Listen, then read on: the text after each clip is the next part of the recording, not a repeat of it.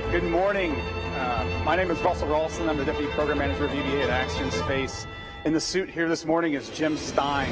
Jim is an extraordinary engineer. He's our chief engineer on our team, so we gave him the honors. Yeah, go ahead. We gave Jim the honors of demonstrating the suit this morning. I'm going to give him this little walking staff here. We are in Earth gravity. We're not on the moon, if anybody doesn't know. On the moon, the gravity is about 1/6 of what it is here. So just in case Jim loses his balance, safety reasons want him to have that. So I'm going to talk through the suit design just very briefly. And as I do that, Jim's going to perform some different actions, mobility, to demonstrate the mobility of the suit. Before we get into that, though, I want to talk about this cover layer. So the cover layer that you see, the black, the orange, the blue, personally I think this looks amazing. I want to thank Esther Marquise for helping us design this. Esther is a designer, a spacesuit designer on the show For All Mankind, if anyone has seen that on Apple TV+. So this suit has a lot of that worked into this. One of the differences between this suit and the suit that will be on the moon is that the moon suit will mostly be white. So we'll replace all the black with white. And that's really for thermal reasons, so didn't want anybody to get that mixed up. But other than that, I think this is just a fantastic looking suit. So let me go top to bottom here and just describe the suit overall. So we'll start with the light band. I think you guys saw the lights as Jim walked out on stage. The light band is mounted to the visor assembly and to the helmet bubble. And this essentially gives the astronauts lights to see where they're in shaded portions of the moon, or if they're in low Earth orbit. In a night pass, they can turn on these lights to see using tools or translating on the space station or anything like that. We also have on the side here, we have a HD video camera. So those of us back on Spaceship Earth watching the EVA will be able to watch it in high definition, which will be a fantastic upgrade, I think, from current day technology. All of this is mounted on the helmet bubble, which is mounted to what we call, in this configuration of our suit, the hard upper torso. So the hard upper torso goes roughly from Jim's waist up to the top. And this is kind of the core structure of the suit. It's what we attach everything to. So the arms, I'll talk about the backpack in a minute. So yeah, if Jim wants to demonstrate some of the arm mobility here, this really just provides us, again, some structure to mount things to. Each of the arms have a variety of mobility joints and elements that we've designed at Axiom, including the gloves. The gloves are a critical part of the suit design, especially for microgravity EVAs, where you're using them for hours at a time to translate, to operate tools, to fix things to the suit, and so on. So we put a ton of effort into those gloves. Pretty proud of where they're at, and are confident those are going to perform very well.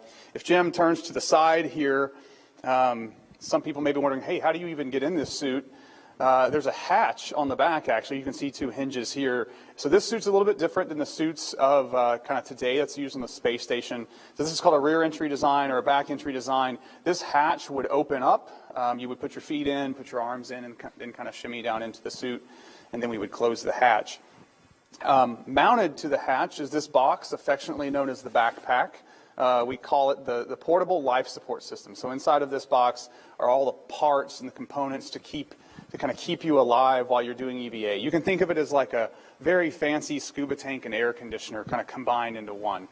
So on the lower torso, so let's start kind of from the waist going down to the boots.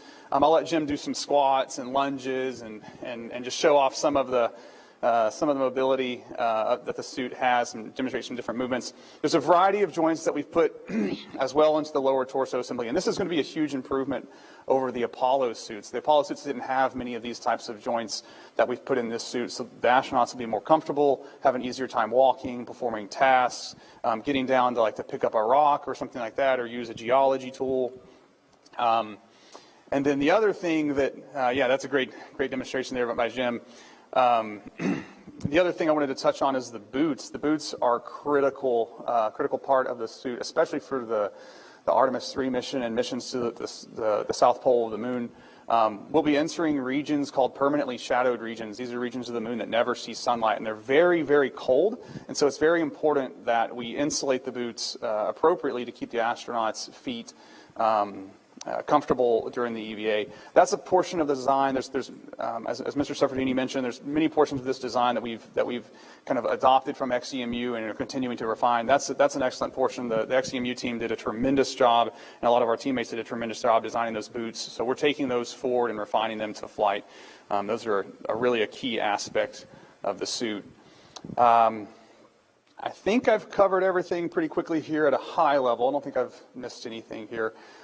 So I know we've got some questions and answers that we want to go to, but before we do that, I'd love to introduce our Director of Human Spaceflight and upcoming commander of AX-2 mission to the International Space Station, Peggy Whitson. Peggy has spent a lot of time in spacesuits. So